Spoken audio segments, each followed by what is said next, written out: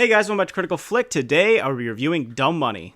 So this was a movie I was really looking forward to check out. I didn't get an opportunity to see it in theaters because it wasn't really playing around me at all, but I did get a screener and I finally got to see it, and I have to say I had a ton of fun with this movie. I have to say fully upfront that I was someone who was along for this ride. I didn't have many stocks of GameStop, but I got really caught up in the AMC craze and that possible short squeeze as a movie fan, and I remember following it so closely, and this movie really encapsulates what it was like, that frenzy, the kind of the unnerving, the stressfulness, the tension of watching, that stock go up and down and seeing it change and never knowing when to buy or sell. And I think it really encapsulates that while telling the actual story of what happened behind the scenes. The movie does have an all-star cast. There are so many people in this movie, whether it be Paul Dano as Keith Gill, his brother is played by Pete Davidson, we have Shailene Woodley, American Ferrera, Nick Offerman, Sebastian Stan. I mean, I could just go on and on. There's so many people on screen that I think at times it may be almost a little distracting. I don't think that's like a really fair criticism for a film. I've seen that before, that there's like too many stars.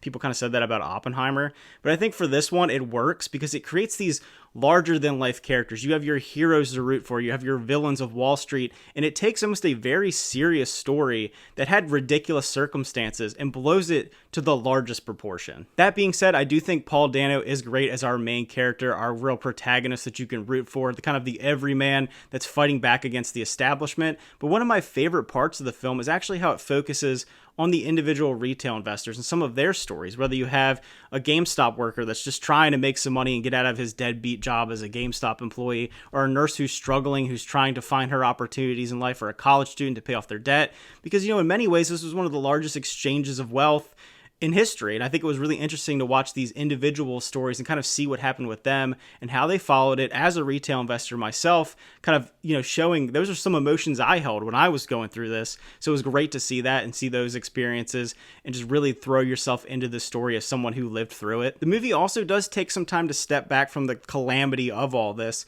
to focus on a very personal story of Keith Gill and the loss of his sister and his struggles in his personal life and kind of his personal motivations. And I think that's something that I think added a good value to the film. It could have been this ridiculous over-the-top comedy about this ridiculous event, but then it takes time to draw back and focus on people and people's lives and their experiences and what this really means on a personal level. And I think that's where the movie excels. I think it's good as a story of what happened. I think it's good as a comedy, but I think when you take the emotional moments and kind of the personal stakes involved, I think that's what makes it exceptional for me. It also really encapsulates what it was like to live through this pandemic era and kind of the craziness of experiencing everything, because you get thrown back to kind of the trends, the TikTok trends, the music of the time, everything that we lived through. It seems so long ago at this point, but when it's back on the screen, it felt like almost yesterday to me. So if I were to rate Dumb Money, I would give it an 8 out of 10. I obviously am someone who may be a little biased towards this film because of the fact that, I enjoy this story and I kind of lived through the story myself.